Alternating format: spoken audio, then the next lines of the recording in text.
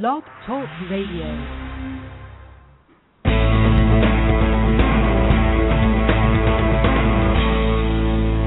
Welcome to Sex, Lies, and Consciousness with your luscious hostess, May Vu, broadcasting live every Monday at 12 noon Pacific Time. Hello, everyone. This is May Vu. Happy Monday to you all, and I am so glad to be back. I know I haven't done a couple of shows. I haven't done any shows in the last couple of months. It's been researching times and exploring times for me. So I do these shows when I'm inspired and when the universe brings me good information to do the show. So we have a couple lined up for June and July. And today I'm so glad to be talking with Elizabeth Wood and her husband, Dr. Dan, about our favorite topic, G-spot and female ejaculation.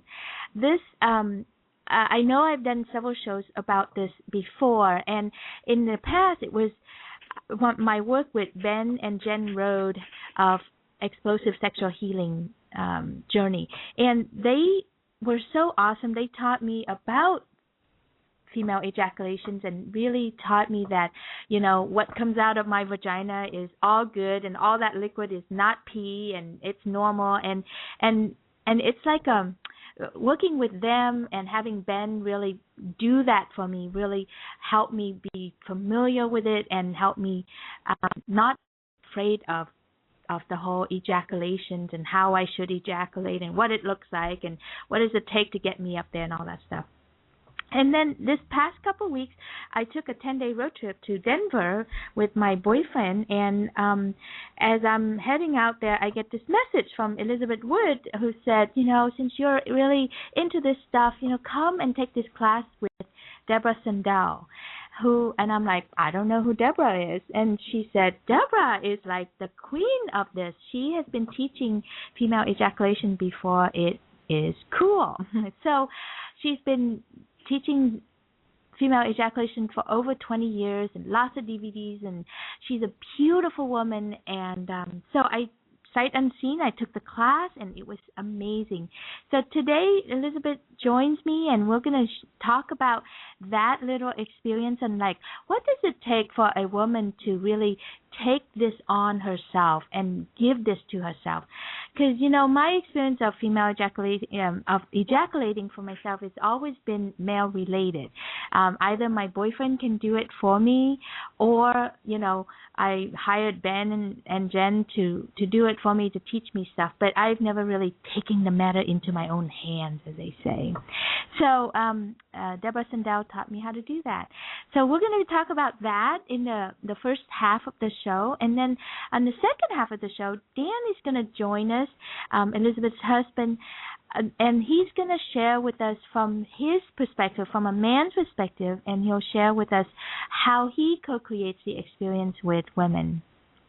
Elizabeth and Dan are the co-founders and owners of Beyond the Bedroom. They provide quality information and educations on relationships and intimacy skills to, the audience that are eager for learning and greater depth in their lives. We are in total sync here. Sex, Lies, and Consciousness is all about that. I want to talk about sex and busting up our lives so that we can raise our consciousness around it. And so when I met Elizabeth and Dan, it's like a match made in heaven. It's like, oh, you guys have to come do a show with us. So welcome, Elizabeth and Dan. Thank you, May. It's really exciting to be on your show. I know we've talked about it quite some time, and it was just such a delight sharing that whole day with you. So thanks for trusting and jumping in. I appreciate it. Yeah. And Dan, say hi before I put you on mute. Okay. Hello.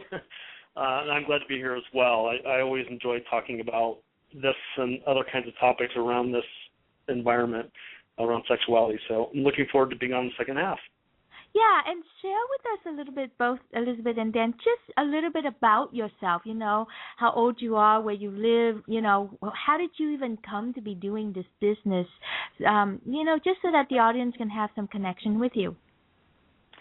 Sure. Well, I'll go first. As people know, my name is Elizabeth Wood. Dan and I are a married couple living in Boulder, Colorado, and we actually met and started dating because of our love of the work around sex and sexuality and the fact that we could just drop right deep into conversation around these somewhat what other people feel are taboo subjects. So I've been a formally trained sex therapist, and what I like to do now is turn men and women onto the different touch practices, such as this deep understanding of the G-spot. So maybe that match made in heaven that you talked about between your work and our work, Maybu, I could say that about Dan and I as a couple.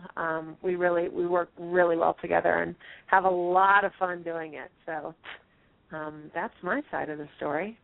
I love it. I hope your side matches with that side, Dan. I hope so, too. Actually, I've only known Elizabeth for a couple weeks, so I don't know what you're talking about. No. I started about 10 years ago. I'm now 50, and was introduced to the world of Tantra and was really upset that I didn't know that even existed beforehand. It was nothing that even came into my universe. But it was something that was sorely needed in my life. And being an engineer by training, and open sexually in my mind anyway, I took to it like a fish in water and tried to learn everything that I could about Tantra and various other modalities around sexuality. I was, when I met Elizabeth, helping out with a class that Charles Muir was teaching on Tantra here in Boulder. And Elizabeth and I started trading private sessions with each other, and things kind of went off from there. But I created Beyond the Bedroom because I didn't know that any of this stuff was out there for so long. And I wanted to provide a means for people to come and learn very quickly from people that I have vetted, at least to a certain degree, that they are knowledgeable, understand what they're talking about, and provide pretty much fact-based information as opposed to stuff that you get a lot out in the world today that has no basis in fact at all. So I'd love to be able to provide that information and education to transform that conversation of sex in the world to being one that's very much positive and in the light.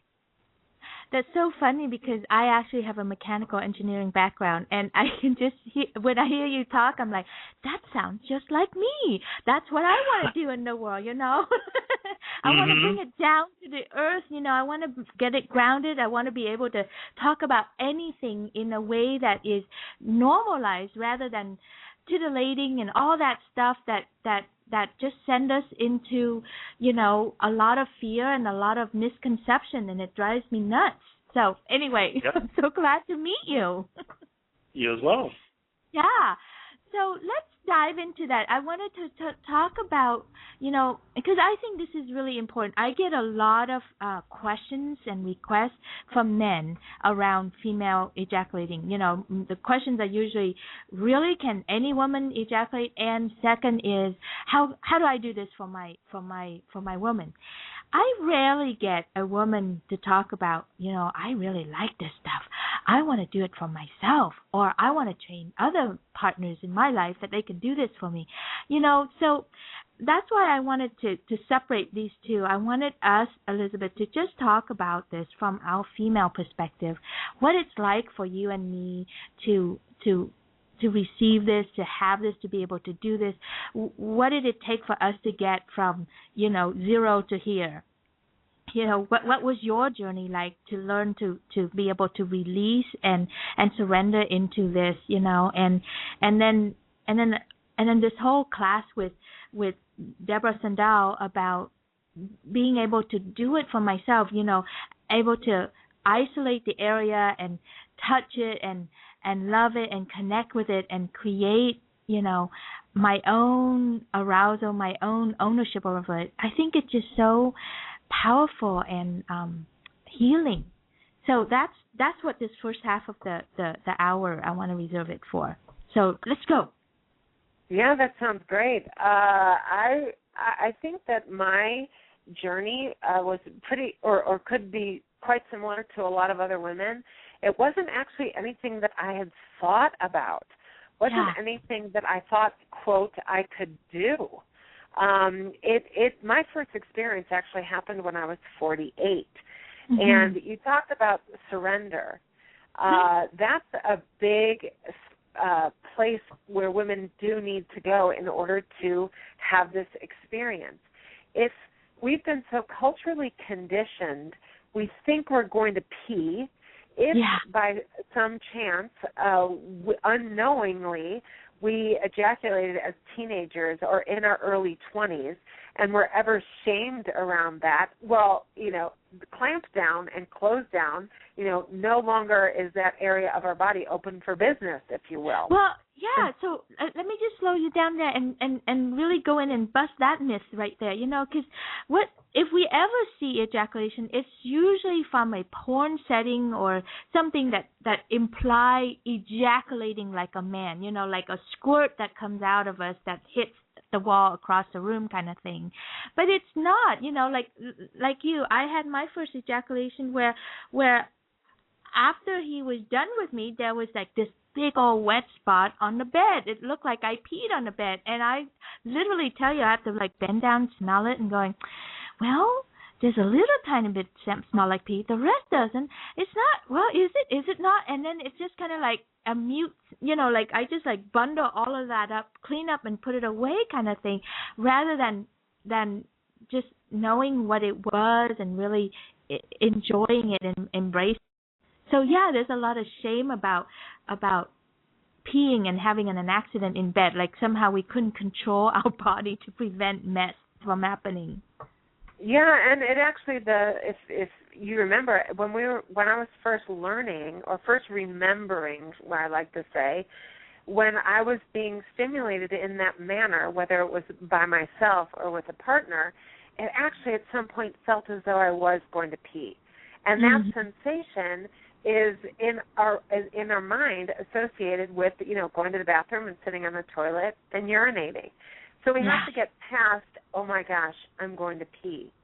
You actually are going to release liquid, but it's ejaculatory liquid and not urine. So it's kind of a mindset. You have to surrender into that mindset of let it flow. It's not, you're going to hit the wall across from wherever your bed is. It is really an incredibly feminine experience where it can be a slow trickle or it can be sort of a gushing full cup, if you will, worth of liquid. It all depends on how stimulated you are, how full the tissue becomes with the ejaculate. Yeah. So, it's a flow, and it's incredibly feminine. And we have to actually retrain our bodies to get past that sensation of I'm going to pee and just let it happen. And you can absolutely prepare yourself. My first lesson was I had to train myself from not jumping up in the middle of sex and going to pee. It's like, oh, excuse me, I got to go pee. I'll be right back. Don't do that. That actually wrecked the whole experience for me. It definitely does. And what then ends up happening most of the time is that you have released into the toilet that ejaculatory fluid. So it is that sensation if you just relax into it, not relax through it, but relax into it and surrender. And you can be prepared. You can put down a cloth that is water resistant. You can put down a towel if you're worried about the mess, especially if you've ever been shamed about some type of mess. Prepare the bed or the couch or wherever you're going to have this experience. Prepare it with something that will absorb the liquid. You said a towel. I suggest have at least 2 towels, double fold them, triple fold them. I mean, it really does come out a lot. So especially depending on how much water you drink that day too, right? So triple fold them and make it nice and thick. So that way you are assured and you can relax. I know for myself, I couldn't relax when it's not when I know that soundproof is not happening. You know, like other people in the next room, I can't just really holler. And if I'm gonna make the couch or the bed wet and I can't sleep on it afterward, that's just a deal breaker for me.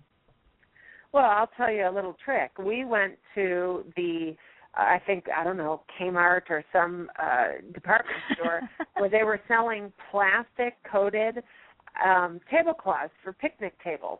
You cut that in half, and you actually put it under your sheet, and then put a blanket under there. It's going to catch anything that you might be worried about spilling over, because that worried state is going to, mechanically, it can happen if we're in a worried or anxious or cautious state. So that little picnic table cut in half, you can get the little gingham red and white check one, whatever. Ours is plain white. But we do actually have that as, you know, a supply when we're going to have that shared experience. Well, you know, and after we did the class with Deborah, where, you know, I spent the whole day just really getting in touch with that spot and being familiar with it so much that I just, like, all of my fears and resistance and unfamiliarity with my G-spot or with my vagina just kind of went away from that, you know, because of that class. So what happened was, as we continue on our road trip, I just like pull over to any empty barn or side of the road kind of thing. And we had so much fun to do that. And really, that way, any mess you make, any sound you have, it doesn't matter. You could just go right off. And so I highly recommend that too. Oh, good. That's on a road trip. Yeah, it can kill boredom on a road trip. That's fantastic, May. Yeah, and the class with Deborah was just so gentle and so reassuring. She's taken a look at this and explored it from, first of all, her feminist perspective, and from a science perspective, is what actually is the fluid. So that was a fantastic teaching, and I thought the gentle way in which she introduced some of the students in the class, not you nor me, but we were somewhat of the exception because we're more experienced, but she gently encouraged these women to take a look at their bodies and more deeply understand it for themselves. I thought that was really incredible. Well, you know, that's another thing about this, is that every time this subject comes up, it's always dealt with, and me included, because I didn't know any better, from a very performance state of mind. You know, like let's do it. You know, and I'm gonna do you kind of thing, and I'm gonna be done. You know, that kind of mentality. And what I learned, really doing it for myself, and what I've learned from taking the class, was that it was more important to connect with myself and my parts of the body rather than to perform and make it come. And there is something really powerful and gentle and amazing that happened there. And from that connection, it's almost like two new friends meeting each other. You know, you can't just like jump in and just like, I don't know, wrestle and toss and be, you know, we have to kind of like meet and greet and say hi and build a connection. And then once trust is built between the two sides, then you can go deeper, and then it's more fun and we can laugh and all that stuff. That's what it felt like to me. And even though I had more experience of like being open and exploring with myself and my sex, it was really great to learn that basic lesson. Slow it down, get connected, and then and don't have the agenda of ejaculating. Just stay there. Well, it's perfect. Absolutely. Because you used the perfect words: agenda, performance, and I'd like to add the third one, goal. This isn't the goal to ejaculate. Other people will also say to squirt. I mean, that's a big word in the porn industry. Right. Make her squirt. And so that's part of this journey. Part of the ride is enjoying the exploration without having a to-do list or I must reach this by then. because then we're in our heads and not in our bodies. And I know that when we invite Dan in to the conversation, he'll speak to that, because as a man, he has to he had to retrain himself in a lot of ways, and now he retrains other men. You're not doing it to her. It isn't, he likes to call it a dog and pony trick. So that's a really good point that you brought that up, even for us women, because we're not going to enjoy the richness and the different sensations and the different spots and the different textures. And, it's a really big area for us to explore. And if we're fast and in a rush and have some time of, in order for it to be successful, it must look like this. Well, I'd say don't have that session. Time it for another time, because you want an endless amount of time to do this, exploring with that curious and open, if you will, state of wonderment. I wonder what's going to feel like over here. And that's more playful, more relaxed, and we're going to have a lot richer and wider amount of sensation. That's been my experience. I know, but I think about myself, and I have to say, I'm addicted to feeling good. Like if this spot feels good, I want to go in and go, and the rest, it doesn't feel good, I want to ignore it and have no relationship to it. And that's and I'm so addicted and craving to the climax and the come of it, So it's really hard not to, just like give it all up. Like we literally had to like go in there, hold and touch ourselves, and no orgasm, no climax, no ejaculation for all the whole day in that training, And so it was just so fascinating to see how addicted I am to the feel good spot.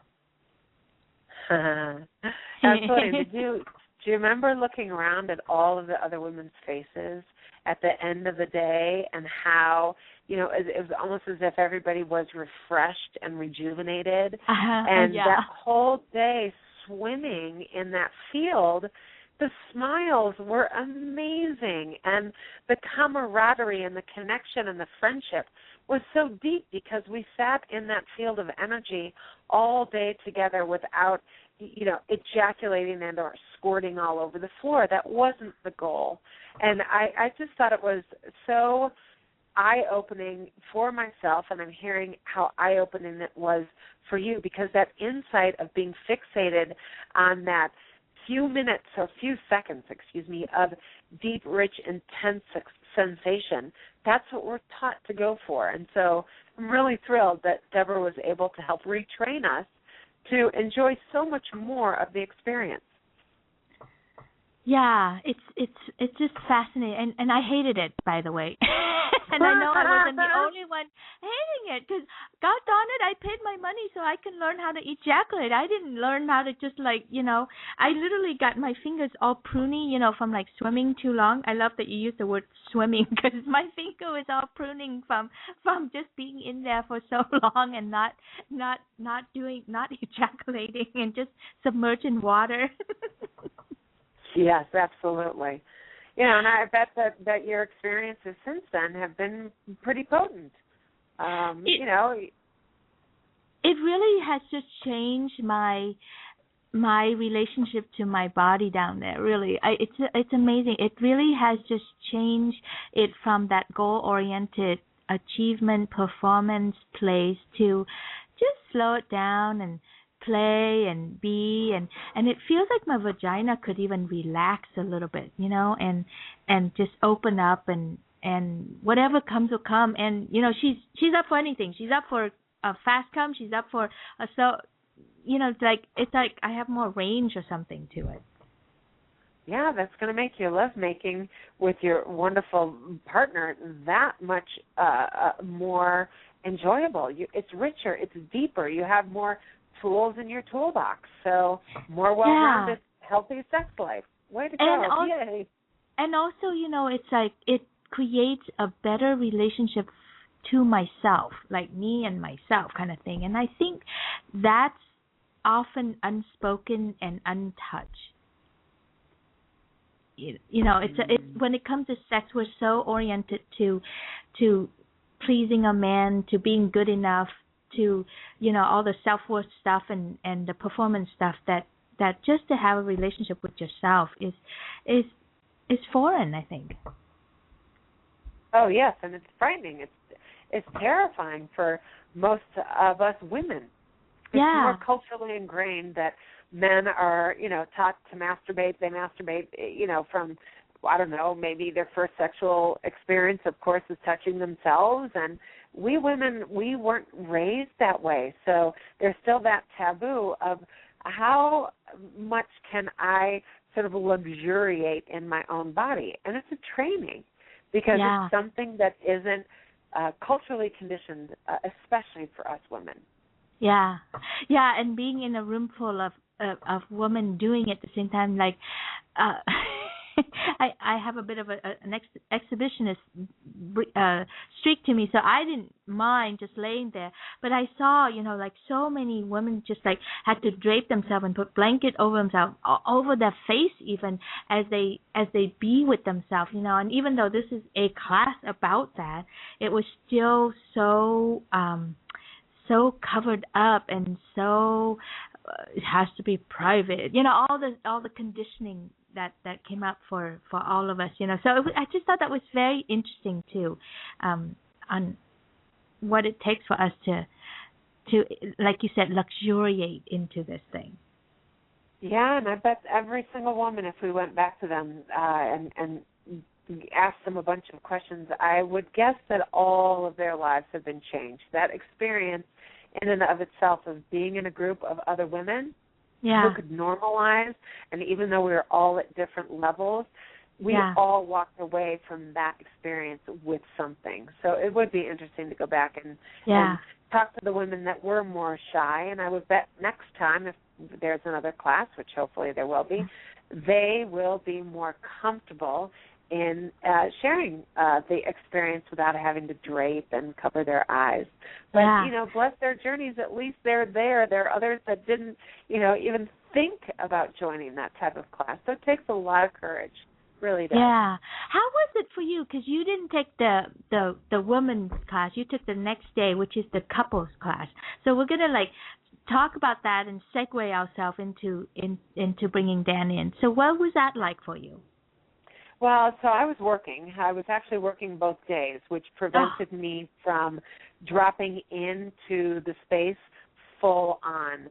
I was the coordinator and was doing a lot more running up and down and making sure that our teacher had water and tea and making sure that all of you women were really comfortable. The next day, I didn't have to do that. So Dan and I were able to participate more in the class, and still, I did some of the exercises that you all did the day before, but it was just, I was witnessed by my husband.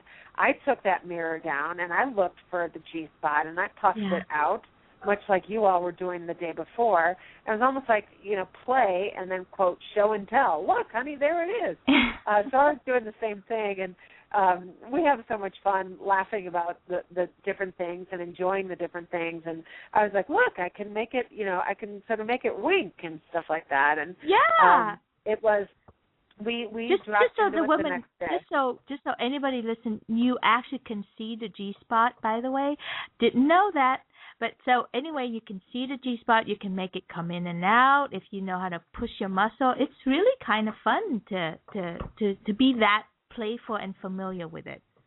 Yeah, it's and not some women have more difficulty because the length of our vaginal canal differs from woman to woman. So there are some women who the G-spot is right there, almost at the entry of the vagina, and others it's a little bit deeper in their canal. For me, it is a little bit deeper, so it took some muscle coordination and muscle control, and I don't use it. So if you don't use the muscle often enough, there's muscle atrophy. So it takes a little bit of work and strength to build that muscle up to be able to, if you will, puff it out so that it is seen. So I just wanted to help our listeners to understand that. But yeah, it is kind of cool. So yeah, it was wonderful, and then we were able to do the practices together. So. And did you guys get to ejaculate? state or no? No, that was not, again, in the class on Sunday. That wasn't the goal. Yeah. She really wants us to have that deep, rich experience. So she did the same thing. If it happened, it happened. We weren't going to be penalized. But right. That wasn't, she in a very feminine manner, she didn't make that the goal. She wanted us to all travel on whatever our journey was.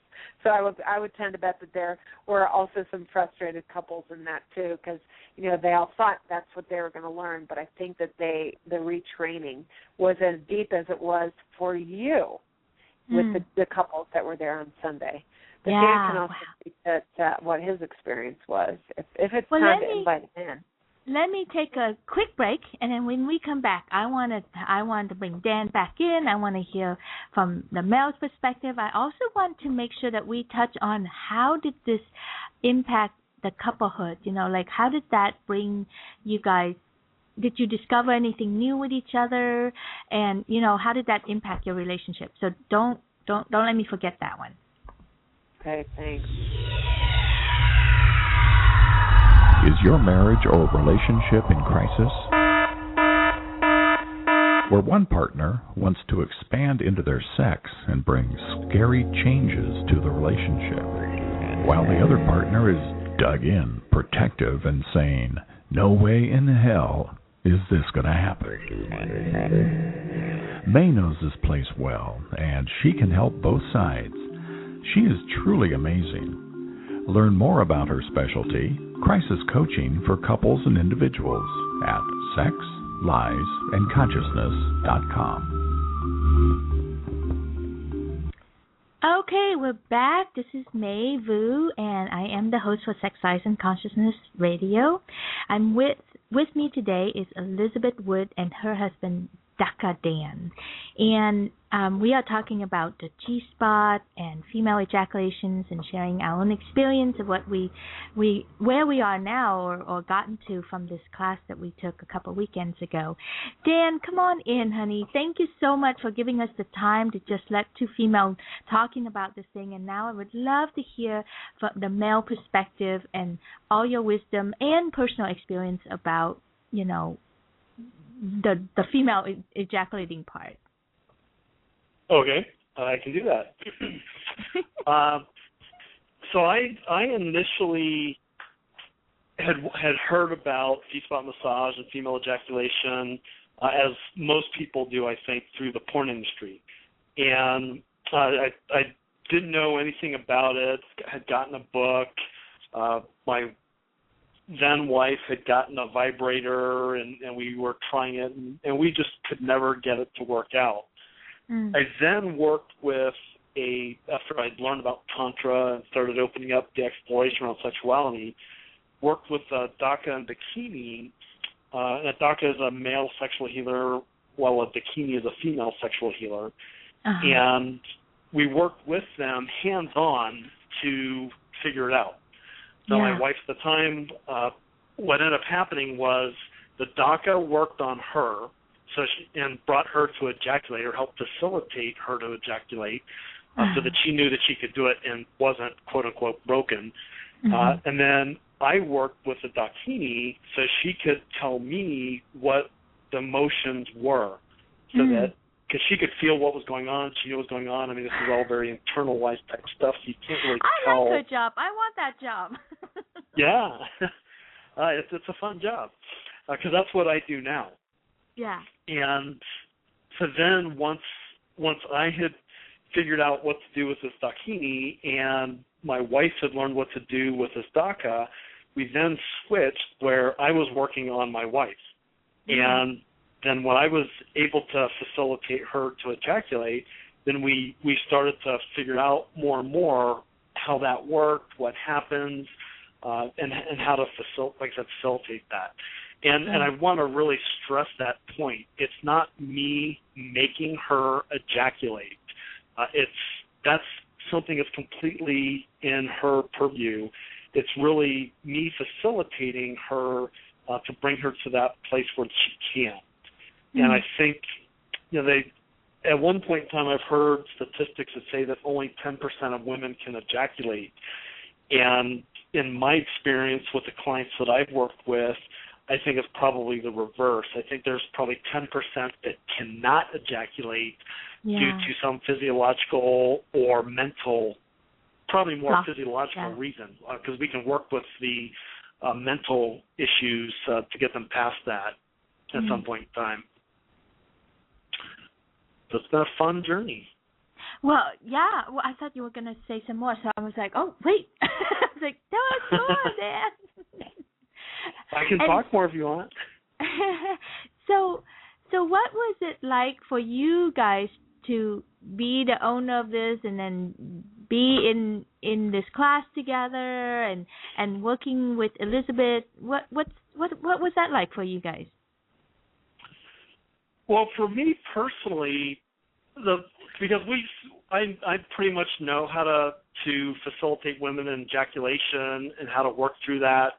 What was fun was taking the time to really explore the G-spot like it is that we did. But what was more fun for me was walking around the room and helping to facilitate with Deborah as she was teaching for couples that weren't getting it.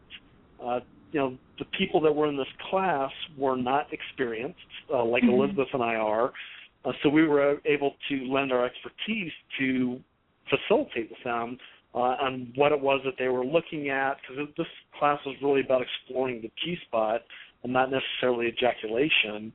And so these couples, they were looking right at it but didn't know that they were looking at it. So it was really fun for me to be able to sit there and say, yes, that what you're looking at right there is your G-spot, and then let them go from there. Yeah. And so can you just describe where the G-spot is, hopefully, for the listeners? And because I can just imagine them going, well, tell us, where is it? What does it look like? I want to know. Yeah. So the best way to describe it is it's on the anterior wall of the vagina, just underneath the pelvic bone. So if you start from the clitoris and slide down to get to the introitus or the entrance to the vagina, and then up inside the vagina, staying on that same wall as the clitoris is around the pubic bone, is the general area that it's at. And how you can tell you found it is when a woman is aroused, it's very rigid and has a lot of ridges in it. So people will describe it as corduroy or like a walnut, because you can feel those ridges that are there when it's aroused. When it's not aroused, it'll be soft tissue, and you really can't tell much of anything there. It is served by a different nerve than the clitoris is. So a lot of women think, well, gee, that. In fact, when I work with a lot of women, they'll say, that doesn't feel like my clitoris orgasm. It feels a little bit different and almost uncomfortable sometimes. And the experience I've had so far is that that's really because it's just different from what they're used to. They have an expectation that it's going to feel like a clitoral pleasure, and it's not. And it's a whole different nerve, so it's reaching a different part of the brain, and it has a little bit of a different sensation that's associated with it. Yeah, I wouldn't say a little different, a lot different sensation. It's one of those where you go, oh, can't miss it, right? No, you definitely can't miss it. No. It's like, no, there's no question about, am I on it or not? It's either you're off it or, oh, you're on it, there it is. Yeah, and not having one, I really can't describe the sensation exactly. I just have to go with what people tell me, what women tell me. Yeah, but tell as a man from our reaction, though, right? That you're on it. Yeah. Yeah, yep. Absolutely. And I thought it was fascinating in the deeper exploration that we were invited to participate in. Going along the sides and how Deborah was describing the front and the back. It's almost like we really were given the time and opportunity to explore the whole area. And for me, it was like, wow, I think she might have called it whatever she called it, but it was the side, how that sensation was different than being stimulated right on the ridged, bumpy area, and then all the way at the back. I mean, we just typically are focusing right on that one spot, but it's a really rich tissue that's actually quite long. So I encourage the listeners to take that time to explore instead of just, rapid movement, just trying to get, the woman to reach that point of ejaculation. So that's what she was coaching us, was in that slow movement, really exploring the whole range offered by this really rich area. So for me, that was kind of fun. And even although Dan and I were walking around the room and helping facilitate, it was actually the first time that I had a mirror and looked to see visually my own G-spot. So that was something that we did together, which we don't do in our lovemaking. But that's why it was kind of cool, because I was in, teacher-approved show and tell, if you will. I feel like you just got a stamped on your forehead or something. Gold star. Wait, I don't know if you were there, but in my portion, we did have a show and tell also. She did ask if we want to see other women's G-spot, and also if we want to show. So of course I wanted to see and show. And something that was really interesting for me was when I was showing my G-spot.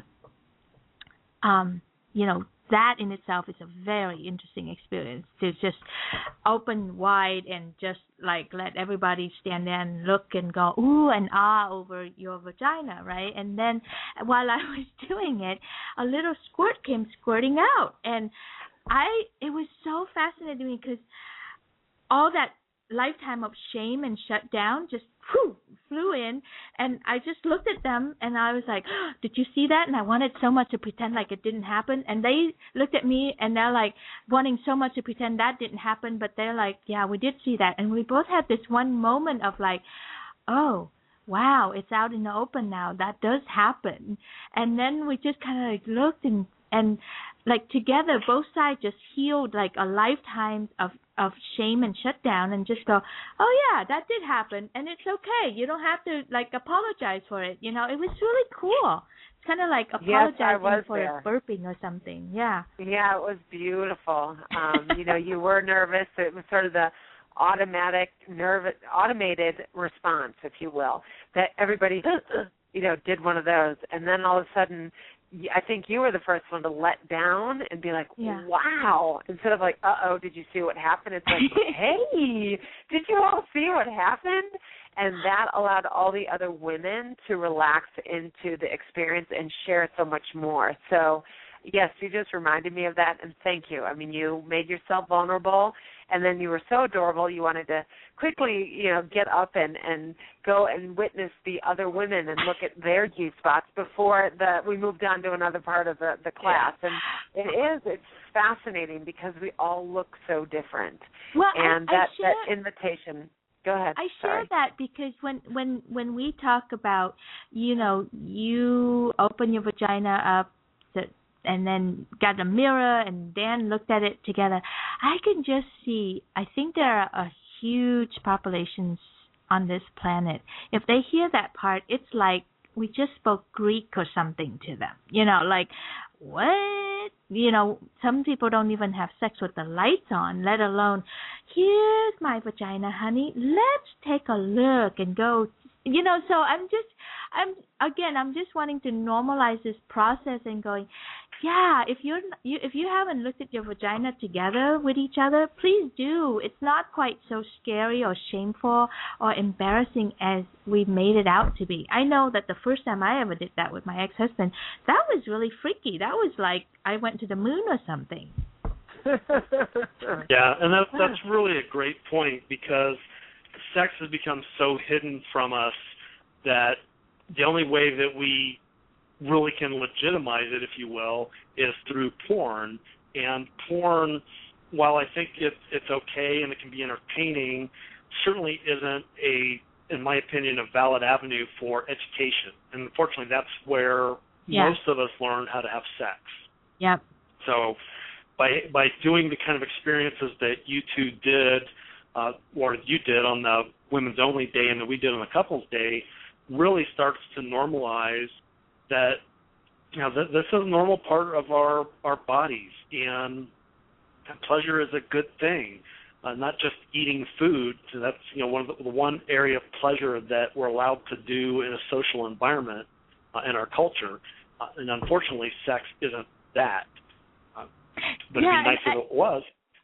And I get also a lot of men talking about how they can't get their woman to have sex with them or get interested in sex. In fact, I'm going to do a Google Hangout and a radio show on sexless marriages and relationships in a couple weeks. And I think what you said, Dan, is so interesting, because I think porn has been the sex education for us, but it's not us.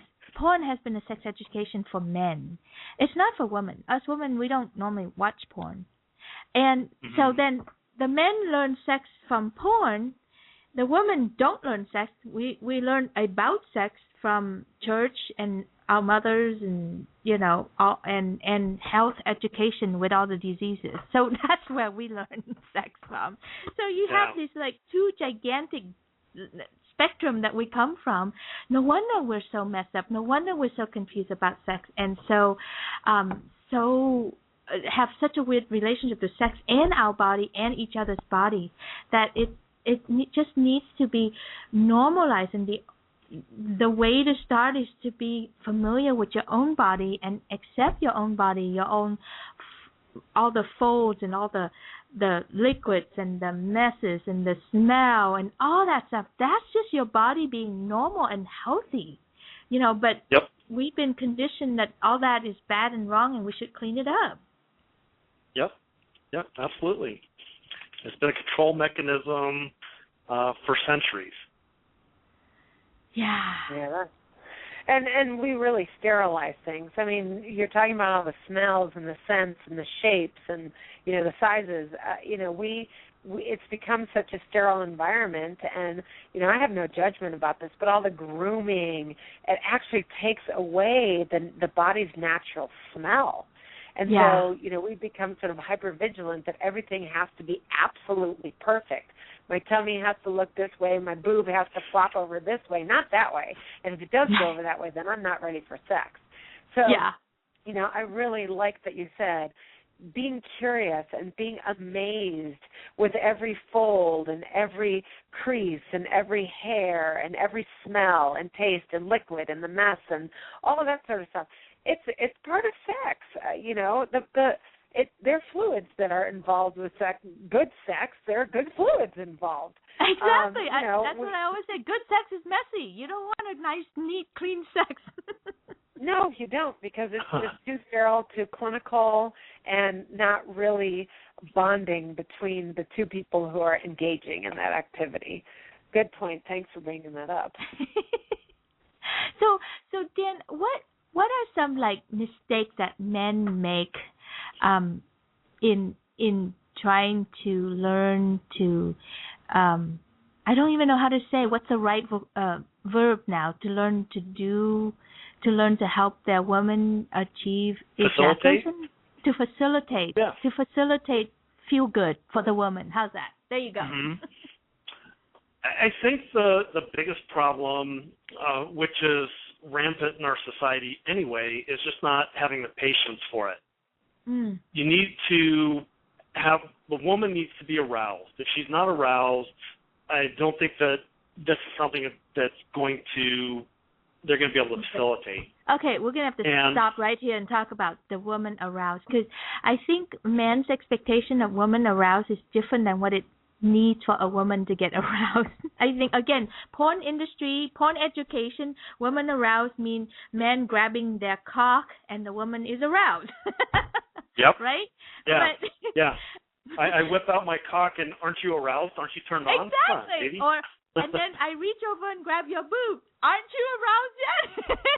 Yeah. And we're annoyed at this moment.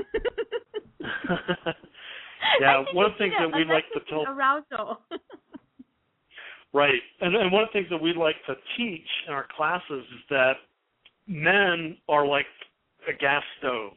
You turn it on, you click the lighter, and boom, they're on.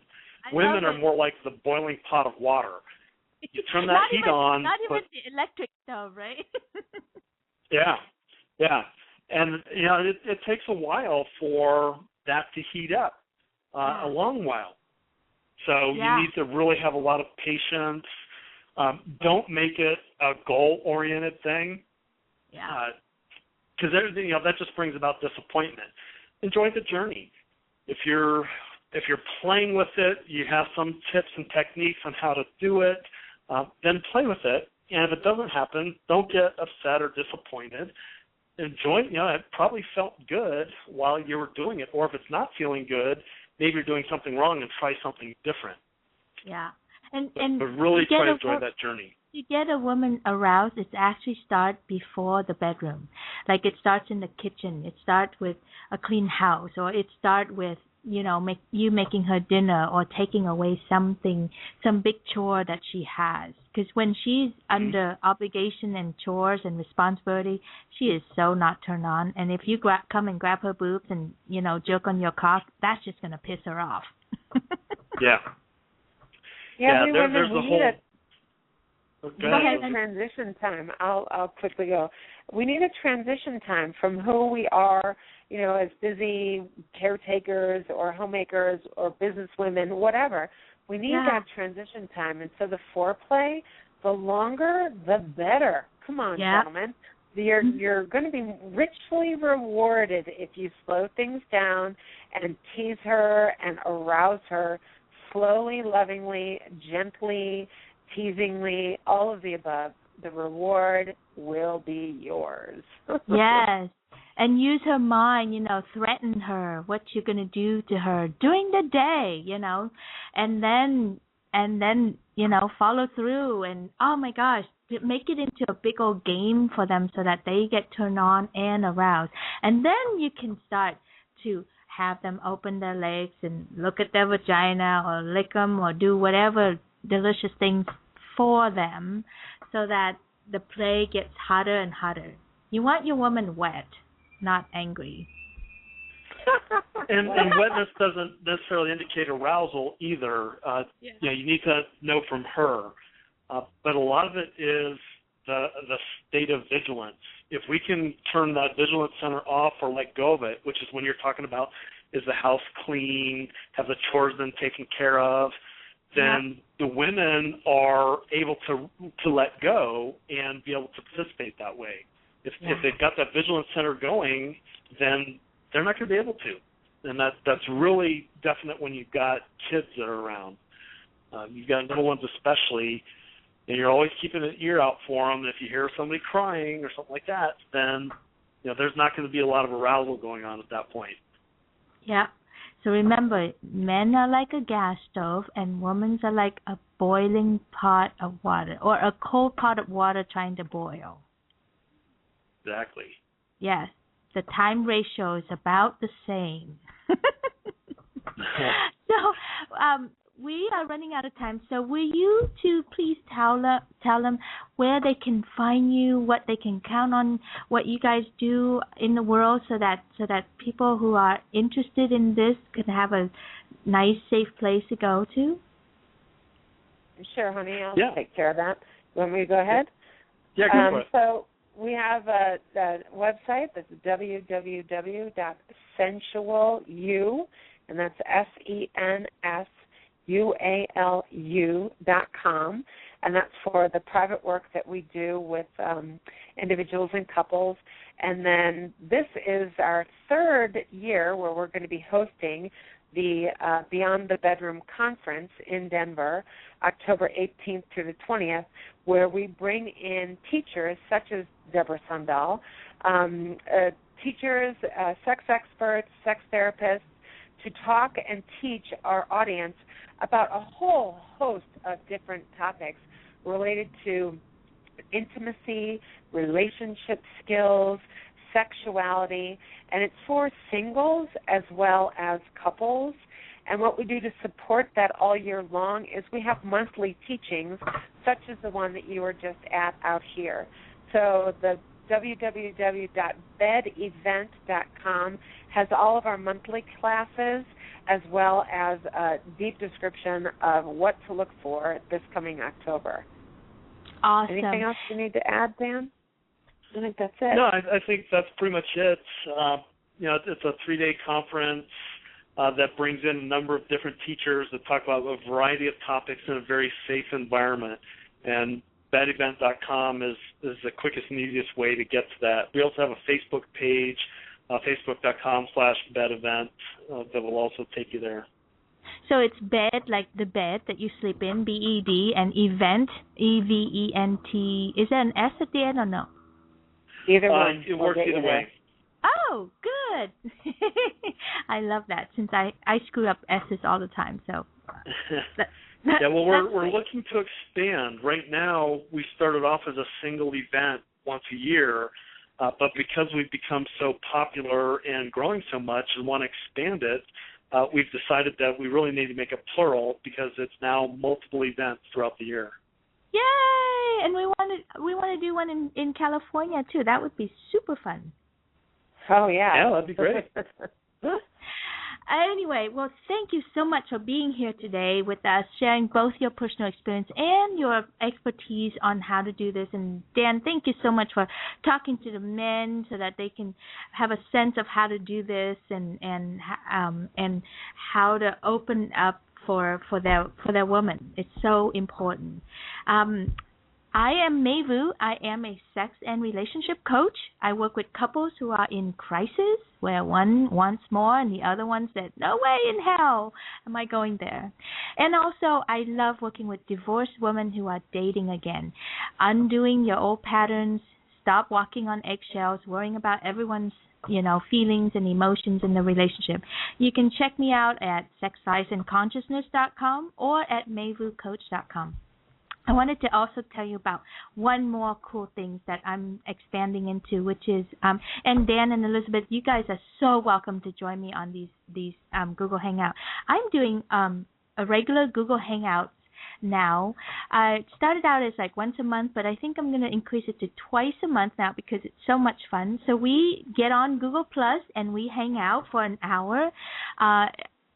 Thursday, the last Thursday of the month for sure, and then we're putting in another one in 2 weeks apart from that. So every 2 weeks we're doing a Google Hangout on different subjects on sex and relationships, and the next one will be on June 13th at 6 p.m. Pacific, and we are going to talk about sexless marriages, where we are not getting any, let alone some.